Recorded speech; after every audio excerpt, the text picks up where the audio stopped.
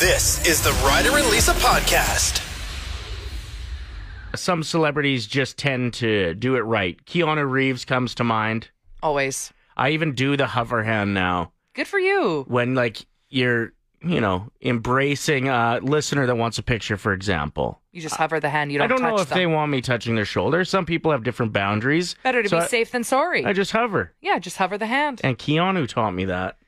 So the latest duo that everybody is gushing over, Winona Ryder and Jenna Ortega, who are doing their press tour for Beetlejuice, which is coming out this fall. It's going to be fantastic. I can't wait. Catherine O'Hara is returning, who, by the way, met her husband on set, and they've been married since they made the original Beetlejuice. No kidding. How cute is that? Yeah. Tim Burton was talking to Catherine O'Hara on set, and she's like, I think that guy's cute. He's either the set designer or something behind the scenes.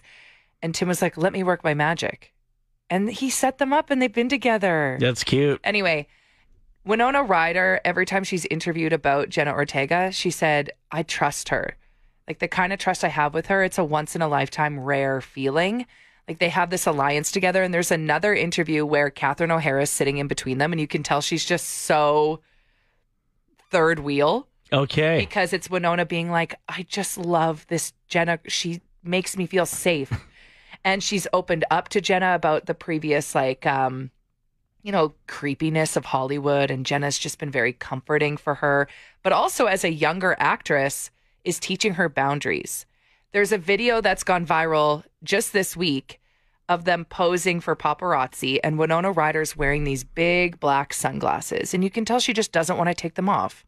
Yeah, maybe she was crying that morning. She's got puffy eyes. Who maybe knows? she just, didn't have time to put mascara on or had a headache. Yeah. Lots of reasons to keep sunglasses on. The paparazzi are like, take off your sunglasses. We want a picture of you both without the sunglasses. And you can see her turn to Jenna and she's uncomfortable. And she's like, they want me to take my sunglasses off. And Jenna goes, you don't have to. You don't have to. Just as simple as it's that. Like the simplest, sweetest exchange. And it's so true. You don't have Yeah, to. you don't have to. And then she's like, okay. And it's just nice to see a younger woman who is putting her foot down when it comes to Hollywood and being famous and saying, I don't need to be doing this and neither do you. Like, Winona's been dealing with paparazzi, people following her for decades. And as refreshing as somebody that is putting their foot down and not dealing with the crap of Hollywood continues to get really significant roles. Yeah. Isn't being blacklisted because of it. Yeah. It's almost like people are going, oh, that's how you should be. Yeah, Jenna Just Ortega's badass. she is. Even the roles she chooses to play are badass. Well, even in Wednesday, I think she had a say in the next season not having a love interest. Right. She's like, not every character needs to have a boy. Like, I don't need a love story. Wednesday can just be Wednesday. Awesome. Yeah. I can't wait for Beetlejuice. So that's coming out, I want to say in September, but it could be October. October would make more sense. Beetlejuice. September. Come on. 24th? I should be faster at this. I'm usually really good at Google. What the hell? Where is the release date? All right, who cares? September 5th? Well, figure it out yourselves. Honestly, what do you want from us? Okay, let me just confirm. We do need to know this. March 30th, 1988. There it is. Wrong one. Quite the predicament last night. Quite. So I was cooking dinner. You were getting jacked up on Ativan. Well, not a full pill. One of my besties met me at lunch yesterday. It's illegal. Whatever. Stop. I needed one. It was an emergency. After hearing my crying on air, she was like, I have an Ativan. I'll meet you at lunch. We did a little exchange. That was it. We didn't go for lunch. It was in a parking lot. Was it in a paper bag? No, but it was in a Ziploc. And she's like, you can only take a quarter of it. And I was like, deal. So the tiniest little thing. I was like, what's this going to do? Bye. Wiped you out. I was on a different planet, but I needed it. It just turned my brain off. I took it right after finishing my other job. So I was smart. Yes. I waited till I was done everything that I needed to do. It was about 4:30 p.m. yesterday. And I knocked it back, went straight to bed. Now, here's where the predicament ended up shaking down is I was cooking dinner, And I was probably about 10 minutes away from being done, and I got a call that they needed an ump for a playoff game in my slow pitch league. And I'm like, oh, God, I have to do this or my team gets fined. And it was too late to find another teammate to do it, so You stepped up. that's it. So I run upstairs, and I'm like, you need to wake up. And you're like, Adrian. And I was like, no, like, guys, that was me. actually, you need to wake up because there are things in the oven and on the stovetop. And I was like, sure, got it. And you're rushing out the door, and you're like, Lisa, I need to be able to trust you that this house won't burn down. I was like, yeah, I got this. The worst part is, I can't cook chicken. Even if my life depended on it, I always either burn it or it's super dry. Like, I made a chicken once, and when people cut into it, it disintegrated. It was like dust. turned to dust. Dust chicken, yeah. It was like the turkey off of Christmas Vacation.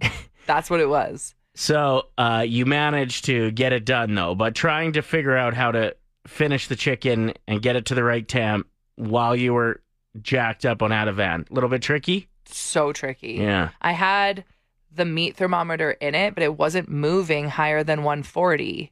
That means it wasn't So it wasn't done. above 140, yeah. So I just stood there, like, over the stove, falling asleep. It was bad. Waiting. Waiting. I feel like I shut the stovetop off, so that's why it probably wasn't why. climbing. Ooh. Yeah, That- you really can't cook. No. So I'm very excited for the weekend playback this weekend. Gary James, first of all, is a radio legend, Mm-hmm. but he hosts an incredible countdown show. He always takes you back to this week, back in, and he just does a random year. And we get a little sneak peek before, so we know what to get excited about. And he puts so much work into prepping his show. He takes you back and, reminds you about the cool moments in history of these artists that are in the countdown. It's so good. So it airs every weekend, the weekend playback with Gary James, Saturdays at 11 a.m. and then again on Sundays at 6 p.m. 2008 is this year. Ooh, And like I was 18.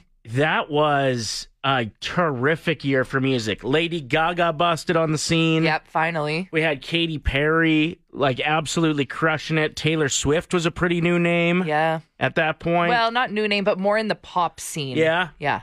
And, The Rock was good. Like, there was still some emo rock happening. Oh, sorry. I thought you meant like Dwayne The Rock Johnson. I was like, I don't know what song he had in 2008. Just a banger year. I went and I found, like, a remix of Mashup. the top 75 songs from 2008 in 4 minutes. I just want to play a little bit of it because Sure. it'll get you fired up for this weekend. Here it is.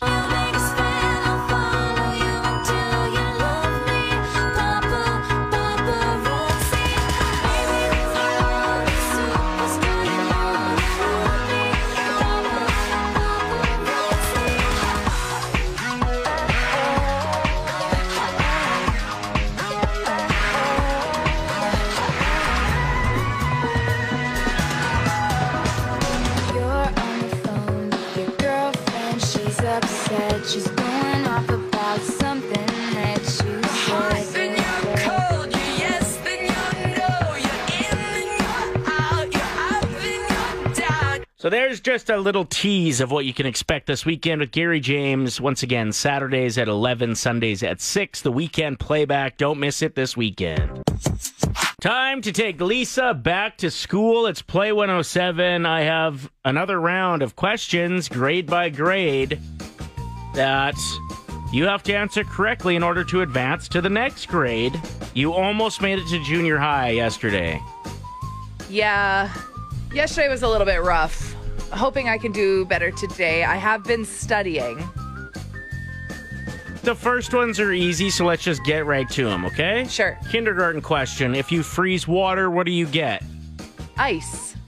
Grade 1. What's in the middle of the Canadian flag? A maple leaf. Grade 2. What is a brontosaurus? A dinosaur. Grade 3. How many sides does an octagon have? 8. Grade 4. Which month has 28 days? February, my birth, all of them. Oh, saved it. Woo, that was close. You almost flunked out in grade 4 there. All of them. That was a trick question. Who wrote Hamlet is your grade 5 question. That would be William Shakespeare. Well done. Thank you. Grade 6. Let's see if you Come on. can beat yesterday's. I have to. There's one word that is spelled wrong in the dictionary. What is that word? There's one word that is spelled wrong in the dictionary. Wrong. Whoa, well done. Oh my gosh, I'm advancing. Let's go. Junior high, baby. Grade 7. What are the Wright brothers famous for? WRIGT. What are the Wright brothers famous for? Hockey. Oh no, she's done. What is it? She's toast. They invented something. Silence. They invented silence. I have no idea. What's the answer? They invented the airplane. How would I know that? Everyone knows that. I don't think so. Quick poll on the text line. Did you know what the Wright brothers were famous for? This is going to be a long month because the goal is to test me every day until I pass the grade 12 question. At least we're up 1 year. Maybe we can just start at grade 7 on Monday or Tuesday. We might have to. Yeah. Because this could take all year. Sounds like Oprah Winfrey is going to be hosting a new hour-long special on AI called AI and the Future of Us on September 12th. What do you mean on AI? What does that mean? Like, that's the topic. Oh. She's not, like, using AI to host the show. Like, what I'm app? sure some of it. I was like, what app is that? What streaming service is that? I think it's going to be on ABC, if I'm not mistaken. Okay. Basic cable. You should use AI a bit more. You don't. I never use it. Just use that old brain of yours. That old, creaky, Just lean on that thing. that dusty old brain. AI can do some pretty cool stuff. I want to hear what the coolest thing our listeners have done using AI, or like the most surprising or the easiest. Like, you can do a complete travel package of, hey, we just got back from Italy. If I would have said, write me an itinerary of everywhere I should check out between Rome and Florence over a 12-day span. Oh, that's true. There was one time that I wrote in, write me a 7-day meal plan There you go. with the grocery list. And that was pretty awesome. Did I actually end up using it? No, but I tested it out. That's my problem with AI is I forget to use it. But I bet our listeners have done some really cool stuff with it. Yeah, hit us up. What do you do for work? And do you use AI? And is it super helpful in a way? Because I have like some girlfriends that work in HR, office jobs that use AI a lot for like helping them with their presentations and stuff. Or for like vacations, for Totally. photoshopping, anything. Let us know, and we'll break down some of our listeners' best answers coming up. Oprah is going to be hosting an hour-long special on just AI and the future of us on September 12th. It feels like there's 3 different groups of people that are even chiming in, but I just think in general. Okay. The people that have really embraced it and are using it. The people that kind of know its power, but constantly forget to use it, like me. And then the people that just don't understand. And quite often when there's things that we don't understand, we're just like, oh, I don't need it. Yeah, we've gotten several texts from people saying, wait, am I dense? Like, I don't know how to use artificial intelligence. How are people using it? All you'd have to do is just Google ChatGPT or AI chat. Those are just 2 examples of platforms that you can use. You can look it up on Reddit through people who have experienced it with different fields of work. I mean, I read of a guy who used it to help frame his entire online game that he created. Whoa. Like a video game. Yeah. And a lot of people use it as somebody, I guess somebody is a weird way to word it, as kind of another brain to have ideas with. Bounce ideas off of, yeah. Exactly. It's like you're having a conversation Well, online with a robot. Did you see Mark's text? No. I got Chat GPT to write the part of my wife in an argument I knew was coming, and it gave me an idea of things she might say during it. Like, what? Whoa. Here's another text. I work as a design engineer. I use ChatGPT to help with equations or problems I haven't come across yet to just be better at my job. That's so cool. Getting a lot of workout plans and meal plan texts as well. That Yes. seems to be one of the main things that it's being used for. What's up? I just wanted to tell you about my experience with AI and my kids. Yeah. Let's hear it. My daughter is last year she was in grade 7, and she was studying for finals. I asked ChatGPT, I said, hey, this is my daughter at grade 7, Sherwood Park. Her curriculum is based off of this textbook, and I uploaded the PDF of her entire textbook. And I said, I need 30 questions for her to study for her final exam on these 3 chapters. And boom, spits it out like nothing. It was amazing. Were some of the questions the same ones on her exam? All 30 were I the don't same. know, actually. That would've been cool if Imagine it was. the teacher used the exact same ChatGPT. No, it helped her study, and it was definitely worth a little bit of time that it took to upload and everything. But That's wild. I didn't realize you that's could so upload cool. something like that and then dive into information based on it. That is wild. Thank you, Mike. yeah, no problem. You know what? I've got lots of love to give Mike for being such a great dad and coming up with that concept to help his kid. Brilliant. But also for being really good at sound effects. Did you hear him there? What part? And boom. Whoa! Yeah. I don't know how he did that, but it sounded awesome. You had an interesting sound effect during that call as well. Don't. Ryder. Your sick seal was out. Sick seal. That is so mean. We just got a text from Sarah. After seeing numerous posts about ChatGPT claiming that there are only 2 R's in the word strawberry, I don't trust it. Oh, yeah, there are 3. Yeah. Strawberry. Why would Chat GPT say there's only 2? See what I mean? Can't trust Can't it. trust it. We have 2 massive stadium tours within a week's time here in Edmonton. That is wild. I don't know if that's ever happened before. I can't remember the last time it happened. I guess 3 shows really, but 2 yeah. different acts. Metallica did back-to-back shows, Friday, Sunday, and apparently they were unbelievable. Yeah, it seemed like everyone was there. Yeah. Every time I'd open Instagram. I went the last time they were in Commonwealth, and it was unbelievable, but this seemed to be even more well-received by the audience. That's awesome. And now there's another huge act that will be performing this Saturday at Commonwealth. Pink. Yes, the Summer Carnival Tour comes through. So I decided I wanted to pay tribute to both of the acts at the same time. Okay. So I'm going to do a little rendition here. I don't like to sing on the air very much, and it's very rarely my idea. But I feel like this is a good idea. This is the one band that you can nail. I wouldn't go that far. Well, it's pretty good. Yeah, it's okay. But I can do a James Hetfield impression a little bit. And I really like Pink's songs. She's So got so many good hits. when Metallica meets Pink, next. What is love? It's Play 107, Ryder and Lisa. Stadium tours are not that common anymore. Pun unintended. Commonwealth. Oh, good one.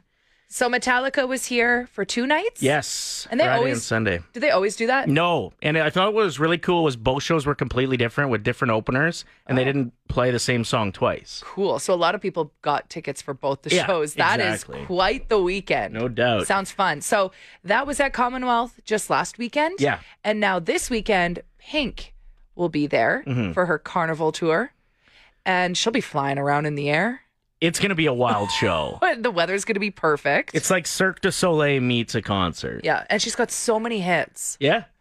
So I wanted to pay tribute to both those artists for gracing our city's presence. Gracing our city with their presence, I should say, by mashing up one of their songs together. Let's hear it. I'm so excited. I call this Pink Talica. Do you like Metallica Pink better? Pink Talica. I actually don't know. Both are awesome. Let's hear it. Yeah. I'm lying here on the floor where you left me. I think I took too much. Crying here. What have you done? Thought that it would be fun.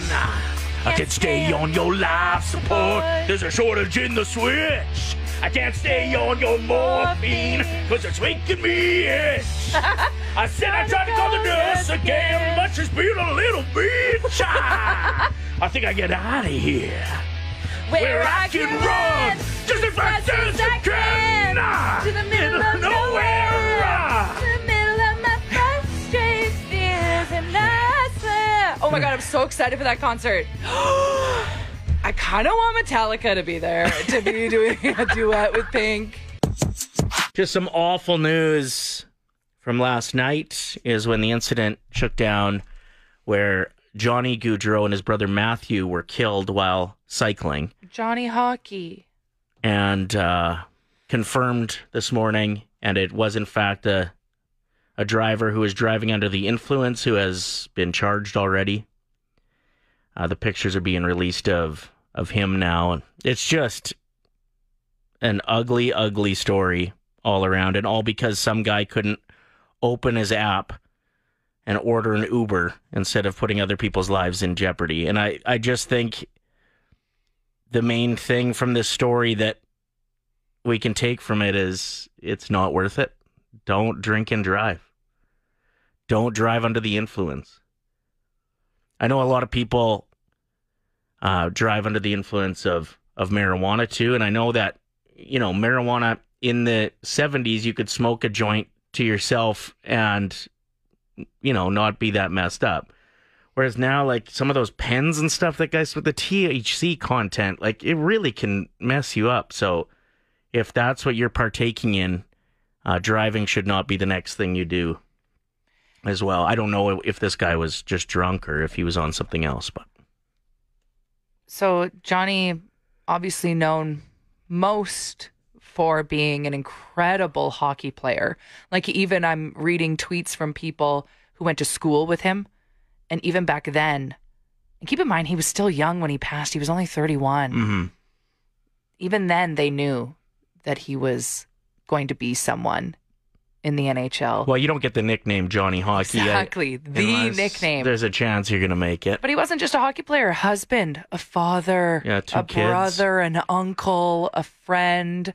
And people are saying that he was one of those hockey players in an industry that, to be perfectly honest, can be quite toxic and full of a lot of people that kind of suck. A lot of egos. Yeah, and he in the was a NHL. sweetheart. As much as it was hard for us to watch him play against the Oilers because the Battle of Alberta, it made it entertaining. It made it fun to watch. We were all kind of sad when he went and left the Calgary Flames. As much as we were kind of like, to the Calgary Flames, you lost one of your best players. It was also kind of like, oh, that kind of takes the magic away from Totally. these incredible games that we got to witness. Yeah, he was an absolute talent. And like you said, one of the most universally liked guys in the NHL. And a lot of players have having very kind words directed his way today. Like, everybody's just devastated. It sounds like him and his brother were just enjoying a nice, cycle, a nice bicycle ride on the night before his sister's wedding. His sister's wedding was supposed to be today. His brother's a minor league hockey player as well, and so both of them are training to get back in shape for the season too. So it was probably a pretty heavy bike. That just goes to show the dedication to the night before the wedding of their sister, where they're both groomsmen. Yeah. Like they're like, we need to get a workout in, we need to get out there. A lot of people leading up to your sister's wedding, I mean, you'd be partying the night before. You'd be maybe after the bike ride. That was the plan, but it's so upsetting. It's so disheartening and heartbreaking. And thank you, Ryder, for that reminder that you have to look out for not only yourself, but other people on the road. It's just so easy not to drink and drive. It's so easy to choose. It's a click of a button on an app. It is. And like, if you can't afford to get an Uber, you shouldn't be going out. Drink at home. You have to prioritize the budget of getting home safe. Yeah, it's just awful. And the guy that did this obviously will be filled with regret. His life changed. He'll be in prison for years and years and years for this, and rightfully so. It's just there's nothing good that comes of this. There's nothing good. And what is the best case scenario? You wake up and your car's in your driveway instead of at a bar or your buddy's place? Who cares?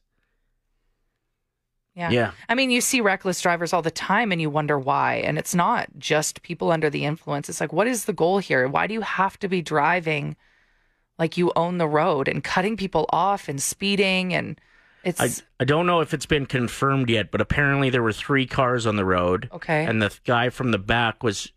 The drunk driver was trying to pass. Okay. Both. And the car in front realized that it might be a dangerous situation for the cyclist, so kind of moved over a bit, like away from them or away them? from them, so that this driver, there just wasn't any close calls, and then the driver from the back decided to pass on the inside. Oh, on the wrong side. To dip on the inside because he thought this guy wasn't letting him pass, and ended up taking out both the bikes. Yeah, just it's really so tragic. upsetting, and it's so hard to open Twitter today because there's so many. As much as you love the tributes, it's so beautiful to see people saying kind words about their family. It's really hard. Yeah, raw to watch. You know how some of those celebrity stories just hit a little different? Like you feel connected. The Kobe Bryant one was one. Totally. Fast and the Furious. His name? I can't think of it right now because I'm. That one was a really heavy one. It's usually Paul Walker. Yeah, the younger people that end up having their lives taken away is rough. This one just stings. So thinking of Johnny and Matthew's family, obviously hockey fans, everybody affected by this, and just let it be a reminder. Choose a sober ride home every time. So apparently top officials in Hong Kong are advising young unmarried adults to avoid temptation by distracting themselves, and gave one specific suggestion. Okay. Maybe 2 specific. They're telling young adults to study or play badminton rather than getting it on to avoid giving in to their urges. Their temptation. Yeah, so go play some badminton instead of bonking is pretty much what they're saying. Okay. I hated badminton. Yeah. So that wouldn't have worked for you, I guess.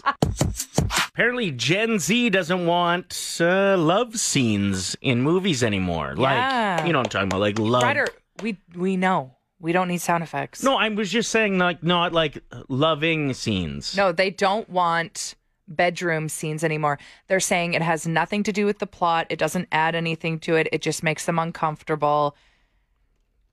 And I guess in a way they're right. I, for one, can vouch for this, especially some of the movie options on the plane when you have your 12-year-old beside you. Yeah, I saw that Poor Things was on there, and I've seen that, and there's a lot. There's a lot. And then the Challengers movie with Zendaya, there's a couple scenes there that are a bit too inappropriate. Yeah, I fell asleep, and when I woke up, that scene was on, and I looked over, and my daughter's just watching it, and it was pretty much a threesome. Yep. And then she's a huge fan of Zendaya, so she was like interested in what you were watching. But then that scene happened, and I was like, "Oh, that's so awkward." And then I watched 300 after, and there is a scene in that movie that I was like blocking it with the little pillow that they give you from her being able to see the screen. And then I tried to watch Magnolia, which I thought would be like an innocent movie because it said there were some like sexual mentions, and then there was a full-on scene within 30 seconds of the movie starting, so I had to turn it off. It is so awkward. Yeah, so maybe Gen Z are onto something with this. You can watch that kind of stuff on other platforms, so go for it. But is it necessary in movies? Maybe not. Yeah, it still is. I don't know. Let us know your thoughts. The Ryder and Lisa Podcast. Play 107.